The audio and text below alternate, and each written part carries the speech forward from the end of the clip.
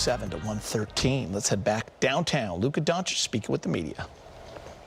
Luka, so it ends up being 600 points in March for you, and it's like the most in a month, or the month of March, passing Kobe. But is it satisfying in the fact that it comes with almost all winning and just kind of the run that you guys have been on throughout?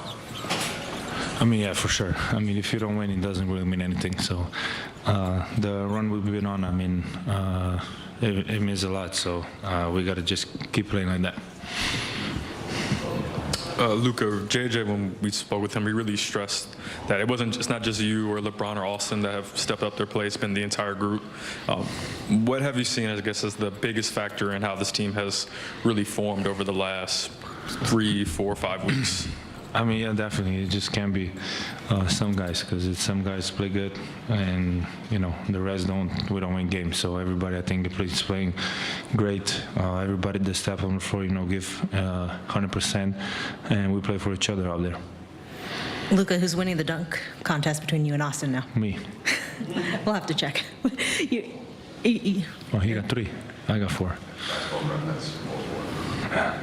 Bullshit. Speaking to your teammates also, like Jake hasn't had the best shooting in the last month, but he's been really locked in on defense and stayed really gritty in some of those kind of possessions. So what does it mean to you to see him get some of those dunks, get some of those baskets today while keeping up that defensive performance? Yeah, I mean, he was great today, but he's been playing great for us. That's why I say, sometimes you're not going to make shots, but you can impact the game, other things. So he's been doing that every game, so we really appreciate what he's doing for us.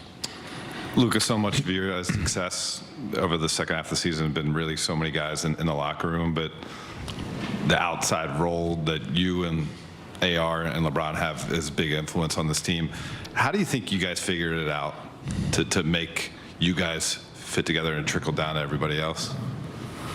I don't know how exactly, but I think it was just natural motion of the game. We just figure out, how to play together. I think our ceiling is still higher than what we do now, but I think we all know basketball, a lot of basketball, so it's just pretty natural.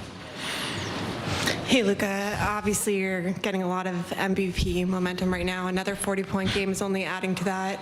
Wemby obviously recently stated his case for why he should win. Is that something you're interested in doing as well? And if so, what would your points be? I mean, I never did that, so I'm not the one voting, so, but I think I've been playing pretty good. We've been winning, so that's it. That's all I got to say. Luka, it seems like, over here, it seems like you kind of take the art of trash talking very seriously, and there's like an extra level of motivation that comes in when you get that. Is that something that you take pride in, or is that something that you think kind of adds to an extra level of your game? Does it turn like up an extra motivation for you? I mean, sometimes definitely, but I don't take pride in it. But sometimes it's gonna happen for sure. It happens on every basketball court. So, sometimes it just fires me up. Hey, Luka, the Cavs came in as one of the best offensive teams in the league. How are you guys able to slow down their backcourt in Harden and Mitchell? It was very tough. We know both are amazing players. But I think we did a great job, communicating, getting them to shoot tough shots instead of just layups and open threes. So I think we did a great job there. So there's Luka addressing the media, 13 straight games with 30 points or more. And I liked what he had to say about, not one motion and, advocating for himself when it comes to MVP. He just wants to play basketball. And big game really is just about winning games. And I loved what Trudell said to him. You're on this hot streak. You've had, 7 40-point games in the last 13, but they're coming in wins. And that's really what matters. He's doing what the team needs of him and just playing his game. And a lot of it is because of his play. And when you play the way he plays, put team first, all the individual stuff will come. I mean, I think he started playing defense, taking charges, getting other players involved when he can score whatever he wants. Not selling for the three all the time, getting downhill, getting some 5-footers, 8-footers. He's really just making it easy for himself and everybody else on the team, Dieter. And that's why I think he's in the conversation of MVP. He's just improved his game. Very dominant. His last 7, he's averaging 42 points. I mean, it's incredible. Like the way he's playing, James. Here's the good news. He is clearly the 3rd choice in the MVP balloting. If you look at all the gambling establishments and some NBA ladder articles, and this is amazing, his last 7 games when you break it down there. So that's the good news. He's 3rd. The weird and bad news, James, is it's a distant 3rd. Like SGA is favored to win it, and not too far behind him is Wembanyama, and then pretty far behind those two is Luka. So, I mean, I feel like Luka had a very interesting quote the other day. It was after the Nets game, Geet. And he was asked by a Spanish-speaking reporter in Spanish about the MVP balloting. And Luka said, you know, the more I win, the more we seem to slip. I seem to slip in the MVP voting. And so you know he knows about it. You know he's reading about it. And he understands his place, according to experts and point spread makers, is 3rd. And to me, it just seems a little low. And it's too bad because SGA and Wembanyama are too far ahead of the Lakers in the standings, James. They're not going to catch them. If the Lakers managed to catch one of those teams, it would be a completely different story. But I just know how voters vote. They look at team record first, and then best player on those teams, James. I mean, it's kind of too bad. And listen, it would mean a lot to him, obviously, individual accolades, especially something like an MVP is something no one can ever take away from you. But an NBA championship, as James knows, is really what I think Luka wants.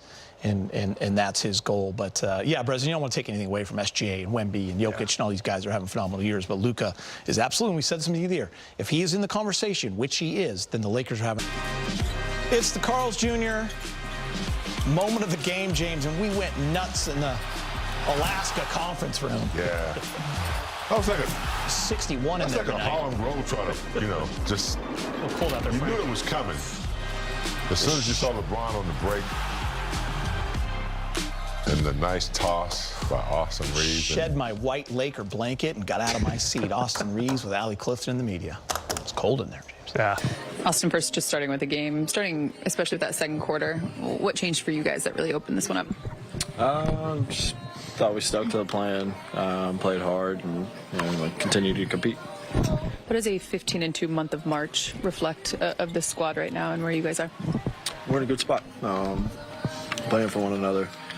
Like I said, listening to the game plans that the coaches give us and going out and trying to, execute it the best we can. And like I said, sacrificing, for one another. The main goal is to win, and that's what we've been harping about.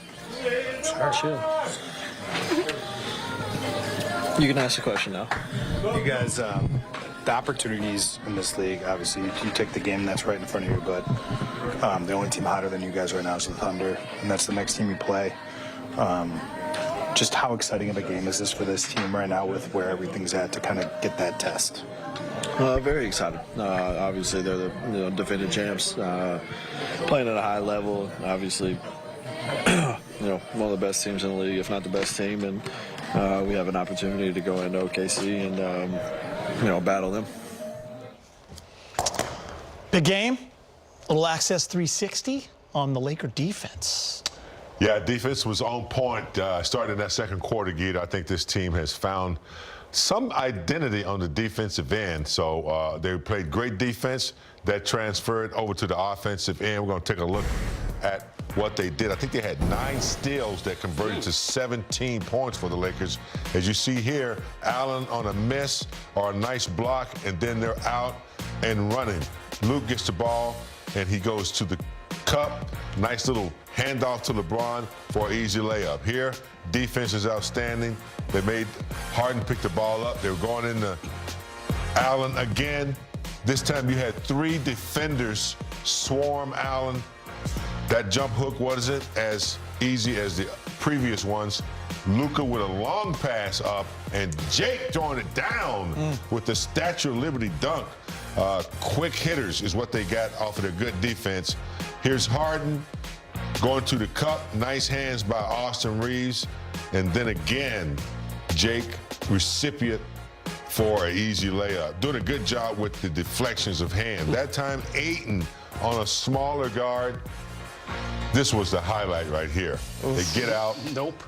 They get out of the way. LeBron is coming down on you, but yeah, their defense is really good, Geeter, and they're starting deflecting passes, get some steals, eliminating offensive rebounds, and that gets their fast break going, and they did a good job of it tonight.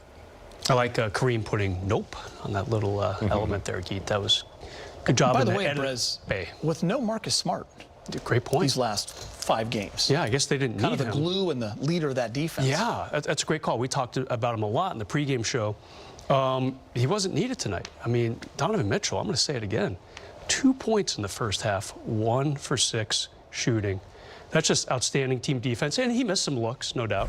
But the Lakers, this defense, James, we were waiting almost all season for the defense to catch up to the offense. Offense has been great since day one almost. You know, they had that first month, no LeBron. Offense was looking good. LeBron comes back, offense still doing just fine. It was the defense that was really causing issues. They had that little thing where they couldn't beat the good teams. They were under 500 against teams over 500. And now that is obviously no longer a problem. They, as Rob Horry would say, they beat the brakes off the Cleveland Cavaliers tonight. And that defense, once again, a huge part of this Lakers win streak this entire month. Yeah, it's been a lot of fun to watch, and this team has really turned around both